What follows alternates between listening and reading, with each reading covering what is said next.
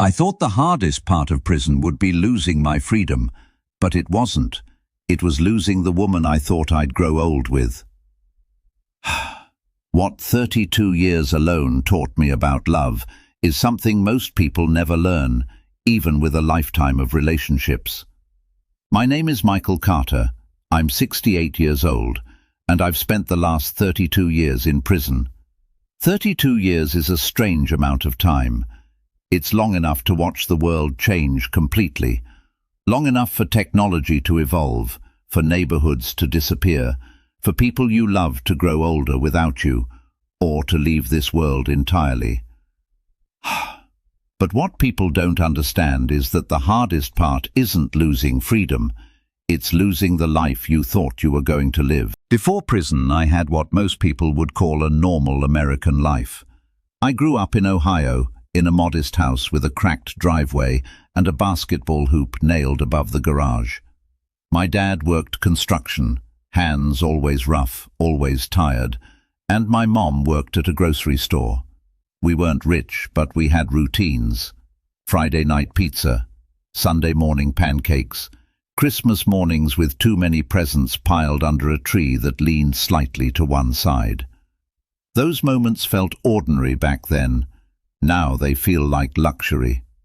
As a young man, I chased the same dreams most guys do: a good job, a reliable truck, respect from my friends, and eventually a family. By my early 30s, I had most of that. I worked in auto repair, long hours, grease under my nails, but honest money.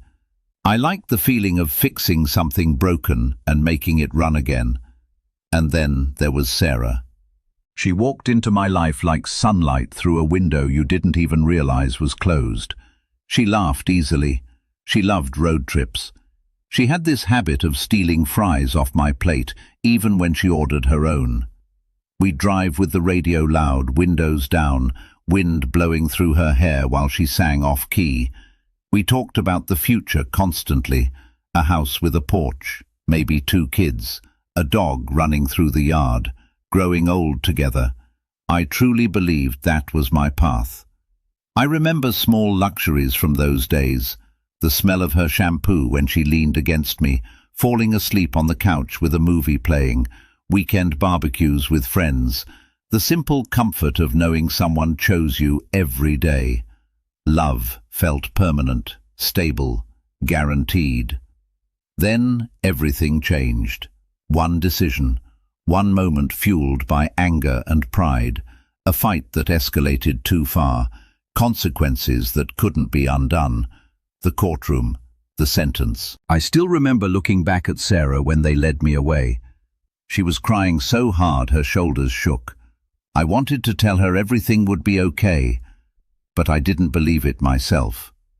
At first she wrote letters, long letters, pages filled with memories, updates, promises that she would wait.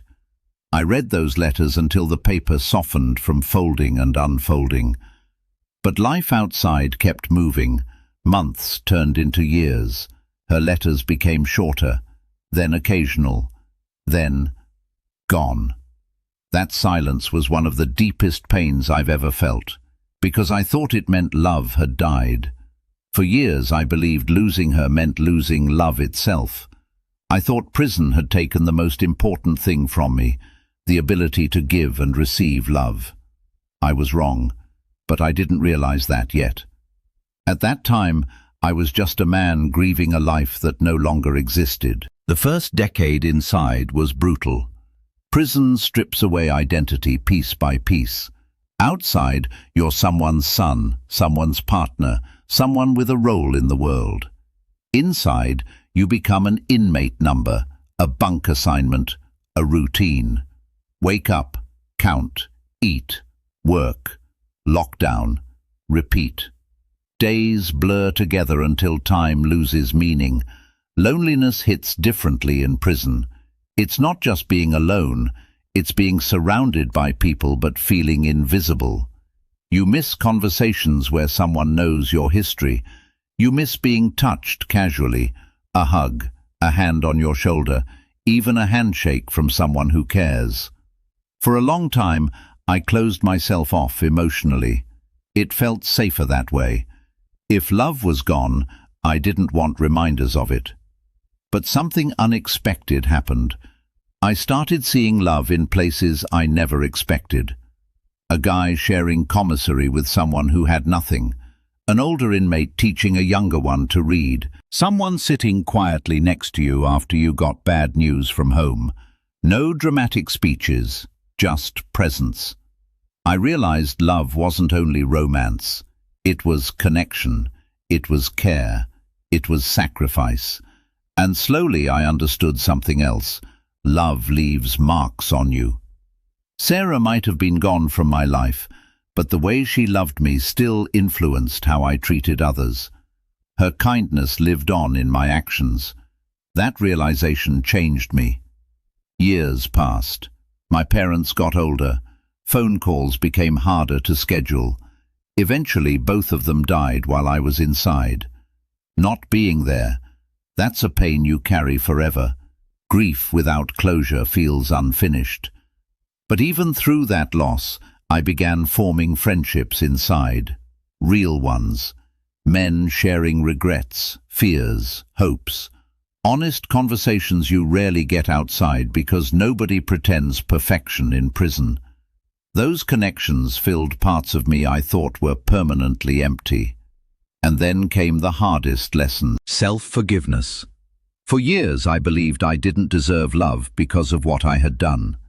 Shame is its own prison, sometimes worse than concrete walls. Every time someone showed me kindness, a voice inside said, "You don't deserve this." It took decades to quiet that voice, but when I finally started forgiving myself, something changed. I could feel warmth again, connection again, hope again. I am an old man now. My hair is grey, my body moves slower. But my understanding of love is deeper than it ever was when I was free. And here's the truth most people don't expect. I did not live 32 years without love. I lived 32 years learning what love actually is. Love is not possession. It's not proximity. It's not waking up next to someone every morning. Love is impact. It's the way people shape you. It's the way memories continue warming you years later. It's the way kindness moves from one person to another. The love I feel today is quieter than when I was young, but it's stronger. I feel it when I mentor younger inmates and help them avoid mistakes I made. I feel it when someone trusts me with their story. I feel it when I sit in sunlight during yard time and feel grateful to still be alive. I feel it when family members reconnect after years and we rebuild something fragile but real. Love didn't disappear when my circumstances changed. It evolved. People think a man in prison for decades lives without love. But that's not true. I have loved. I have been loved, just in ways I never expected. If you're watching this and you've lost someone, or a relationship ended, or life didn't turn out how you planned, please understand this. Love is not gone. It may look different now, but it still exists. Because love is not something another person controls. It's something that grows inside you through connection, memory, compassion, and forgiveness. If I could tell my younger self one thing, it would be this. Love doesn't end when people leave. It stays in what they changed inside you. So here's what 32 years alone taught me about love. Love is not about holding someone. It's about what remains in your heart after they're gone. And sometimes that lasts longer than a lifetime. Thank you for listening.